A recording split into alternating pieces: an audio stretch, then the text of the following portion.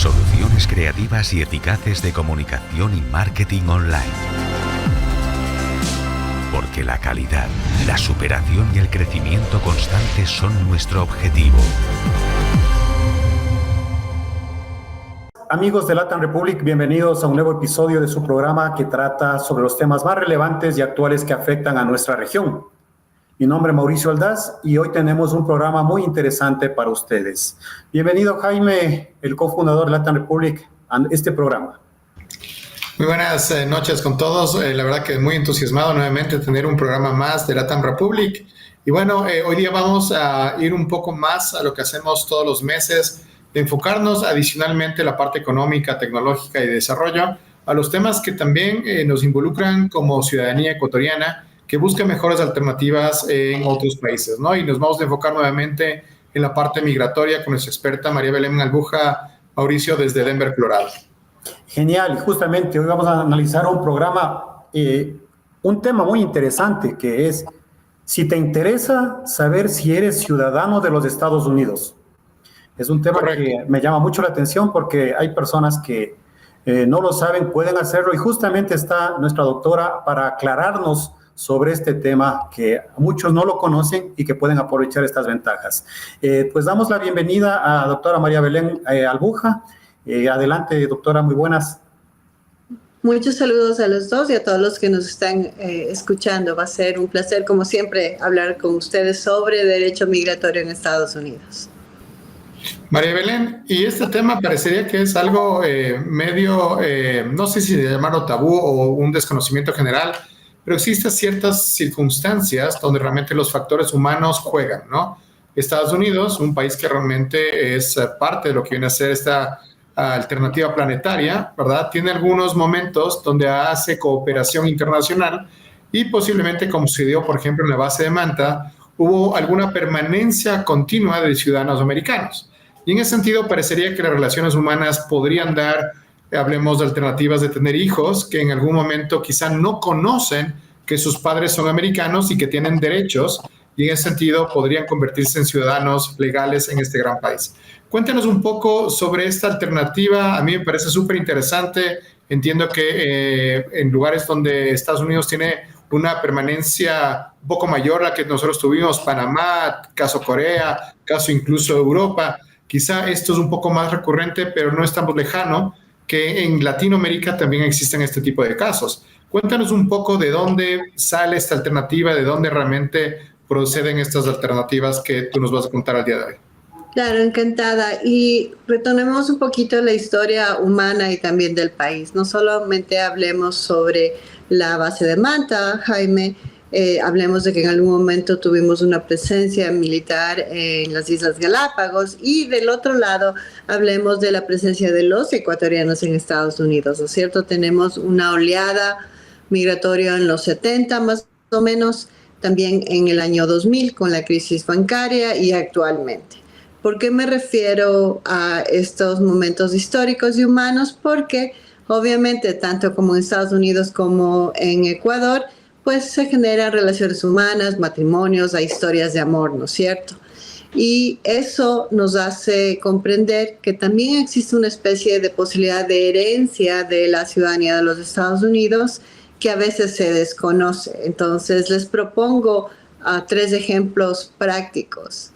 El más práctico, ya hemos hablado muchos nosotros aquí sobre la ciudadanía, de la naturalización, ¿no es cierto? Y estamos a puertas de elecciones. Entonces quisiera hablar un poquito de qué es lo que pasa cuando un ciudadano ecuatoriano que es residente legal se vuelve ciudadano en los Estados Unidos y puede heredar esta ciudadanía, si es que es una manera de explicarlo. Esa es una opción. La segunda opción es jóvenes y tal vez ya adultos que no saben que tienen este proceso binacional de posibilidades. Les puedo practicar incluso de 2 casos muy gratificantes en nuestra oficina, donde descubrimos que una persona, la una de 50 años, la otra de 40, que descubrieron que eran ciudadanos de este país. Así que comencemos, Jaime. Muchísimas gracias, María Belén. Y bueno, cuéntanos un poco entonces esos casos prácticos que pueden ilustrar a nuestra audiencia sobre estas alternativas. entiendo que personas ya adultas comenzaron realmente a tener esta información y quizá tomaron la decisión incluso de ir a Estados Unidos. Cuéntanos un poco al respecto. Bueno, primero comencemos con aquellos que tienen los padres y son residentes legales en los Estados Unidos. Y pues por asuntos de inmigración las familias se dividen. Muchas veces estas personas que son residentes legales pueden aplicar para los hijos que se quedaron en Ecuador y pues los divorcios son difíciles humanamente, creo que eso nos queda claro, pero también los porcentajes del divorcio aumentan todavía más con la distancia. ¿Por qué hablo de esto? Porque si papá o mamá está en Estados Unidos y es residente legal y la otra pareja que queda en Ecuador con miedo de quedarse sin sus niñitos, no aceptan ningún trámite migratorio, porque eso implicaría que sus niños vengan a Estados Unidos, a la mejor libertad de esos niños y también de los padres, aunque divorciados, es que esa persona en Estados Unidos se haga ciudadana de los Estados Unidos para comenzar el trámite y que ese niño no solo sea residente, sino ciudadano automáticamente y puede regresar tranquilo a Ecuador para vivir con su mamá o su papá hasta la graduación y cuando sea adulto venir legalmente a los Estados Unidos de una manera bastante tranquila.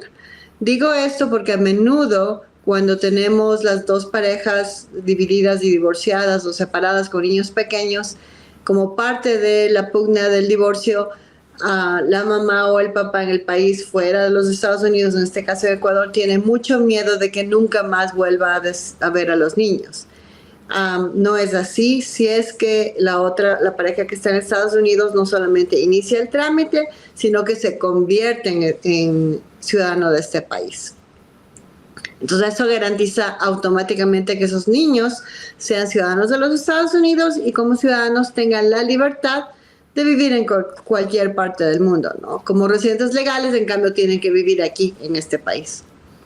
Eso me llama una pregunta, porque ese caso es cuando una persona es residente legal en Estados Unidos. Mi pregunta, y estaba justamente cuando conversabas, era ¿qué pasó de la base de Manta, que habían militares norteamericanos y de pronto tuvieron una relación con una ecuatoriana o con un ecuatoriano y posteriormente se fueron a Estados Unidos y tuvieron aquí hijos?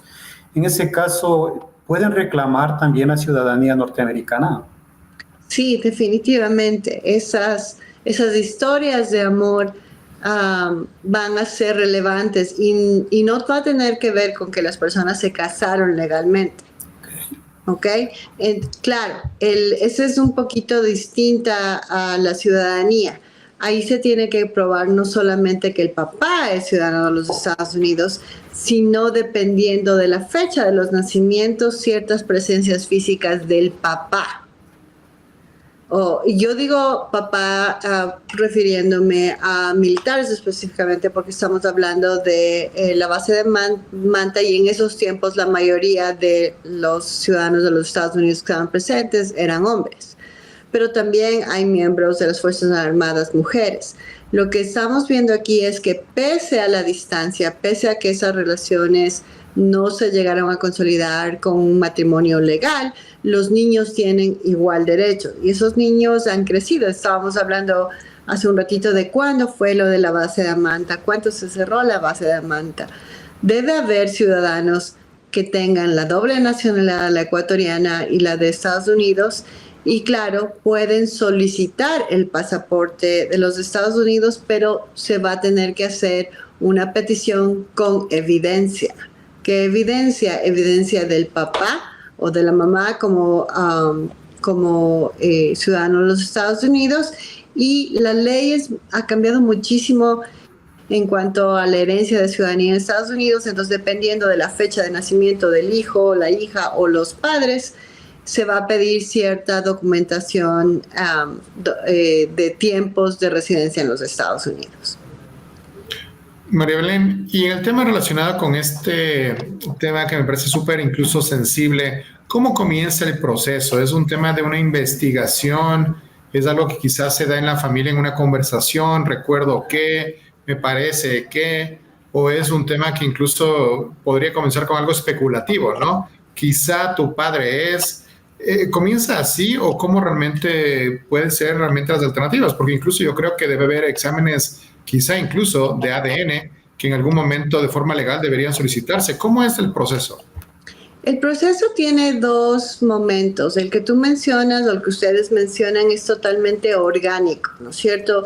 Una inquietud familiar, ¿no es cierto? Historias que a veces se ocultan por distintas circunstancias, idiosincrasias de nuestro país. Pero realmente cuando hablamos de esto y cuando tenemos las pistas de esto es de una consulta legal. Por eso es que siempre insistimos en una consulta legal de 1 hora. Cuando tenemos una consulta legal siempre hablamos de dónde vinieron sus padres, su papá, su mamá, sus abuelos, porque la herencia de ciudadanía incluso puede ser transmitida bajo ciertas circunstancias por abuelos. Por eso es tan importante hablar de la base de Manta, pero también todos tenemos primos y tíos que inmigraron en los años 70 a los Estados Unidos. Y eso provocó la división de familias. Entonces, seguramente, si estos individuos que emigraron en los 70 ya son ciudadanos de los Estados Unidos, se puede ver una manera mejor de inmigrar a esos hijos que ya deben ser adultos, si es que se comprueba ciertas documentaciones de cuándo se hicieron ciudadanos, cuándo vivieron en Estados Unidos. Ahí en las consultas apenas comenzamos a tener los básicos para comenzar a hacer toda una investigación.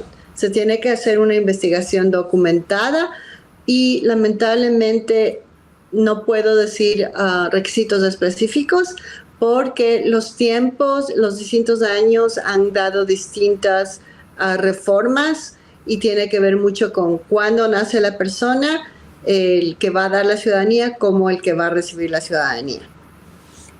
Y en este caso también me llama la atención que estamos hablando de la base de Manta, en este caso de militares. Pero también, ¿qué sucede en el caso del turismo? Hay turistas extranjeros que vienen al país y obviamente también han tenido ahí una relación y posteriormente se van, no se enteran, hay hijos de por medio. Y en este caso, ¿cómo puede acudir la persona interesada? Porque de pronto dice, ok, tuve un hijo de un extranjero y me lo quedo, pero de pronto puede reclamar esta ciudadanía que le puede ser beneficioso para el hijo, ¿no? Con frecuencia cuando he visto en la práctica que muchas mamás o papás que se quedan con los niños en Ecuador tienen mucho miedo a que les quiten los niños y por eso no siguen adelante con los trámites. Pero es un error legal porque el rato que un niño es de los Estados Unidos o se le declara como ciudadano de los Estados Unidos, no significa que el niño es propiedad de los Estados Unidos ni que el sistema legal de los Estados Unidos va a decir que tiene que vivir aquí. Eso es derecho de familia y obviamente son los jueces de familia en donde esté el menor los que tienen que decidir si es que hay una contienda.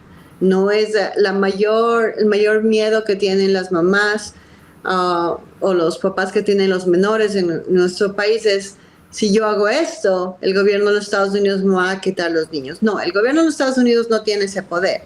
Sin embargo, mientras más pequeño el niño, más sencillo va a ser el trámite. No es un trámite sumamente sencillo porque se necesita documentación. Me parece interesante lo que acaban de mencionar. Se mencionó el ADN. No he tenido que utilizar todavía la prueba de ADN en ningún caso, pero porque estos casos son muy raros, cuando los encontramos es bastante agradable porque es como buscar la aguja en un pajar, pero definitivamente el gobierno de los Estados Unidos e inmigración utiliza los exámenes de ADN, no ahora, sino hace muchos años, para evitar el fraude. En países como Ghana, por ejemplo, cuando se hacen trámites familiares, es bastante común utilizar el ADN para descubrir fraude. No lo hemos visto mucho en Latinoamérica, pero es algo normal. Entonces, como la persona que está solicitando la ciudadanía de los Estados Unidos es la que tiene la carga de la prueba, bien podríamos incluir un ADN. Pero los casos que yo he visto, lo que les contaba sobre el caso del Canal de Panamá, ¿no es cierto? Un jovencito, primer militar que primera vez salía fuera de los Estados Unidos, estuvo en Panamá cerca de 3 años y como consecuencia de la relación amorosa que tuvo un niño. Ese niño ya es un hombre de 50 años y nunca le conoció al papá. Pasaron muchos años y muchas cosas tuvieron que pasar para que este señor con su nueva esposa viaje a Panamá literalmente a encontrarle a ese hijo. Y hoy por hoy tenemos la cita en el consulado de Panamá, en la embajada de Panamá de los Estados Unidos, para solicitar el pasaporte. No va a ser inmediato, obviamente en este caso tenemos la ayuda del ciudadano de los Estados Unidos, pero tenemos que presentar nosotros la evidencia de que corresponde en realidad al padre y que el padre ha vivido en ciertos momentos en Estados Unidos.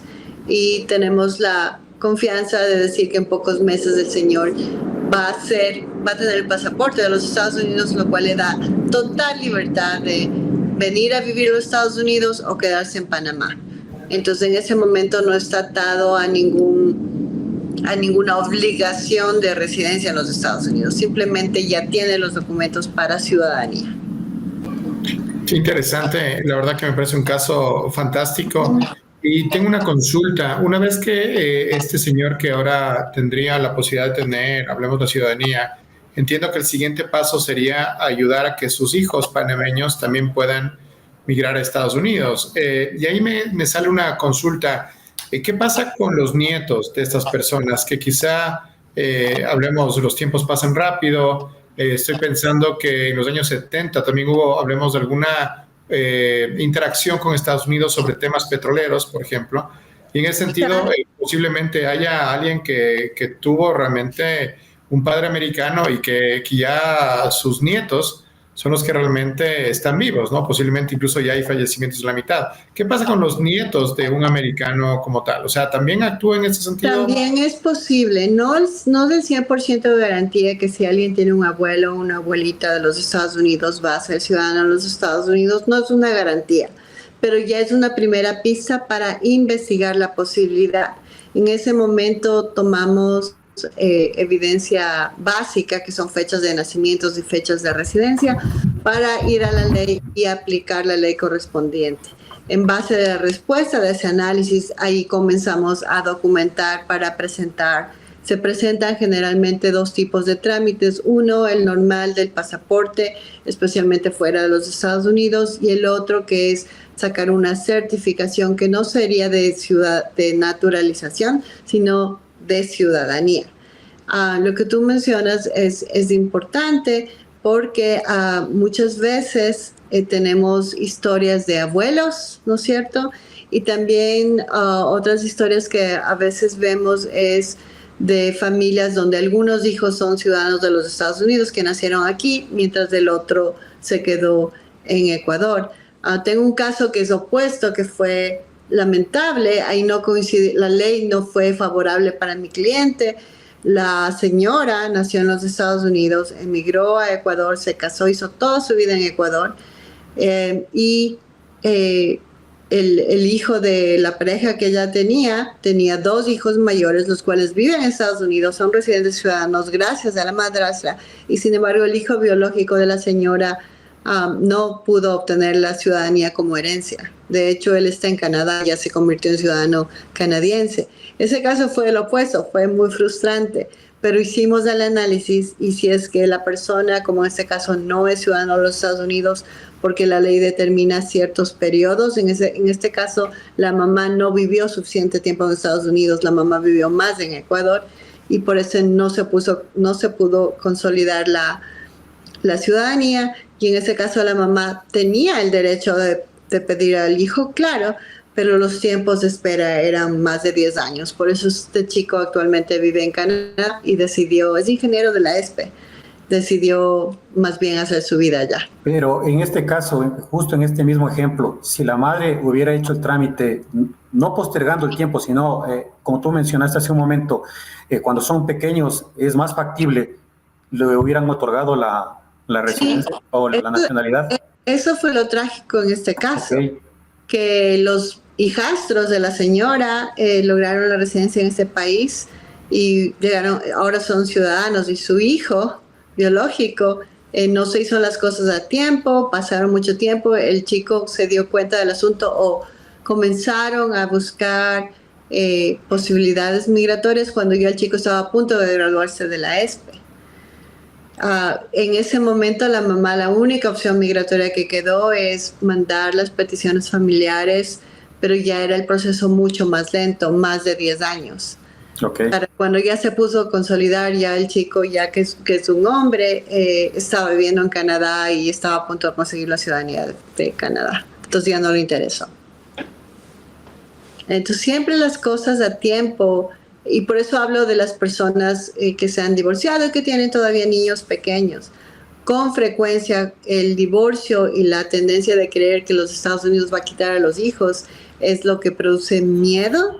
Y con frecuencia veo en consulta papás que ya tienen estatus migratorios que quieren iniciar el trámite de los niños, y las mamás, lamentablemente de manera general se ve ese tipo de historias. No dudo que haya también papás que estén a cargo de los niños menores de edad, pero por lo general es la mamá que se queda con los niños chiquitos, y por cariño, por amor y por miedo, tienen mucho miedo las mamás de que el padre comience el trámite.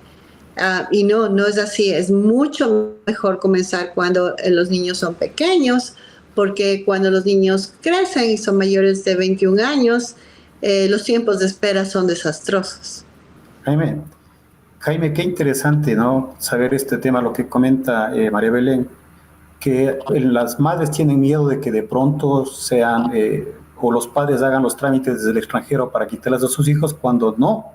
Mejor al contrario, el trámite que realicen las madres, de pronto les dan la nacionalidad, y asumo, no lo entiendo, pero aquí puedes aclarar tú, María Belén, cuando tengan sus 18 o 21 años, tranquilamente ya pueden ellos tomar la decisión si quedarse en el país o aprovechar esta ventaja de irse a Estados Unidos. Precisamente tienes la razón. Ese momento, ya antes de los 18 o 21 años, el niño ya es libre. Obviamente no espero que un niño de 14 años tome decisiones de esa naturaleza, pero en ese momento ya es libre, ya tiene ventajas administrativas, ¿no es cierto? Las universidades le dan préstamos, aunque aquí todo el mundo vive con los préstamos de estudiante, pero tiene esa opción. Y a los 21 años ese niño puede iniciar un trámite a favor de la mamá o de los otros hermanitos, si es que tiene otros hermanitos de otro matrimonio. Con frecuencia, y eso también está pasando con niños cuyas mamás, ¿no es cierto?, ya adolescentes, que las ahora en este tiempo del amor, ya no es del amor en los tiempos de cólera, ¿no?, es del amor en el tiempo de social media. Okay. Pues hay contactos amorosos y las personas se conocen y ya tienen niños adolescentes. Si es que inicia la pareja ciudadana de los Estados Unidos puede iniciar el trámite no solamente a favor de la esposa, de la nueva esposa, sino del hijastro o hijastra. Si es que no hacen eso a tiempo, lo que van a provocar es que este niño se quede sin una canalización migratoria mucho más amistosa. Es mucho más amistoso que un padrastro o una madrastra comience el trámite a favor de un menor, mucho más rápido, mucho más flexible, que si es que esperamos a que esa mamá o ese papá se haga residente. Y no, el gobierno de los Estados Unidos no tiene el negocio de quitar la patria potestad de nadie, y menos de ir en contra de conflictos internacionales. Pero definitivamente, si un niño entra como residente legal, va a tener, como cualquier residente legal, independientemente de la edad, va a tener que vivir en los Estados Unidos y posiblemente ir de visita, vacaciones a Ecuador, pero tiene que vivir aquí. En cambio, si un niño entra como residente legal y su papá se hace ciudadano, automáticamente ese niño se hace ciudadano y ya puede ser distinto el asunto. Puede vivir en Ecuador y venir nada más de vacaciones a Estados Unidos hasta lo que tú dices, que tenga 18 o 21 años y decida tener su vida adulta aquí. Me pareció súper interesante lo que están comentando, porque también veo que puede haber temáticas con también turismo, ¿no? O sea, imagínate, y eso pasa en todo el planeta, ¿verdad? También hay algunas personas que pueden estar muy de paso en el Ecuador, ¿verdad? Sobre todo turistas que vienen a tener las maravillas del país, que puede realmente ocasionar en algún momento tener de forma muy, muy fortuita, si tú quieres, un hijo, ¿no? Pero claro, este tema del temor que puedes tener, oye, me van a quitar a mi hijo, quizás hace que la madre usualmente no se contacte o que no busque a este tema fortuito que pasó. O sea, nadie realmente lo planeó y quizá ni siquiera el padre sabe de esta alternativa. Entonces, en ese sentido, me parece súper interesante que no hay realmente riesgo para que te quiten realmente los hijos, sino realmente más bien es dar una oportunidad legal de un derecho que realmente tienen los niños de padres americanos. Y mira, no solamente hablemos de amores fortuitos, tenemos una colonia de ciudadanos de los Estados Unidos bastante grande en Cuenca, ¿no es cierto? ¿Cuántos amores de los dos países se están desarrollando ahí? Sea fortuitos o no fortuitos. Esos niños van a nacer en suelo de ecuatoriano, pero si el padre o la madre es ciudadana de los Estados Unidos, ese momento comenzar a hacer los trámites, ir en la embajada, solicitar el pasaporte. Mientras más pronto, mejor. Lo que más me llamó la atención aquí... Alternativas. Lo que más me llamó la atención aquí de esta entrevista es justamente que las madres, que es lo que está aquí prevaleciendo, no tengan ese temor de pronto de que haya un reclamo por parte del padre, que al contrario, mejor aprovechen que es niño, las leyes son más flexibles, eso entiendo yo, las leyes norteamericanas para poder facilitar esta residencia o lo que es la nacionalidad norteamericana al niño. Y yéndonos incluso más allá, no estoy al tanto de la legislación ecuatoriana, pero en Estados Unidos los derechos de alimentos nunca caducan. Entonces, incluso yéndose más allá con el reconocimiento del niño como ciudadano de los Estados Unidos, si es que no ha existido una buena relación con el padre y el padre no ha pagado los alimentos, se puede solicitar el pago aquí en Estados Unidos independientemente de la edad de la persona, aunque sea ya un adulto. Me parece fantástico el programa del día de hoy, Mauricio, porque al final estamos hablando de algo que quizá no es común conversarlo de forma tan franca como lo estamos haciendo el día de hoy. Y seguramente puede llegar esta información a personas que lo vean de utilidad y personas que realmente potencialmente podrían tener esta circunstancia. Un tema realmente importantísimo, María Belén, de poder tener estos diálogos francos con expertos migratorios para que realmente puedan tener las decisiones correctas. Te queremos agradecer muchísimo para el programa del día de hoy, María Belén. Seguro que te vamos a molestar por estos nuevos cambios que también se están dando, entiendo, a partir del 19 de agosto, con lo que viene a ser la parte relacionada con estos temas presidenciales, que seguramente van a ser también muy buenas noticias para la comunidad latinoamericana en Estados Unidos. Y también, ¿por qué no, Mauricio, conversar un poquito de estos cambios de la política para noviembre, ya que tenemos nueva candidata presidencial? Mauricio. Así es, y justamente cada semana estamos con este tipo de temas para la audiencia.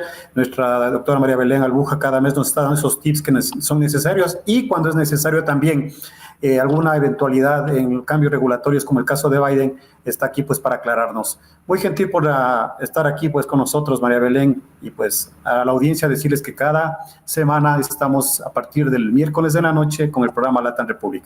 Hasta la próxima, doctora María Belén. Hasta la próxima, encantada de estar con ustedes. Muy amables. Bye.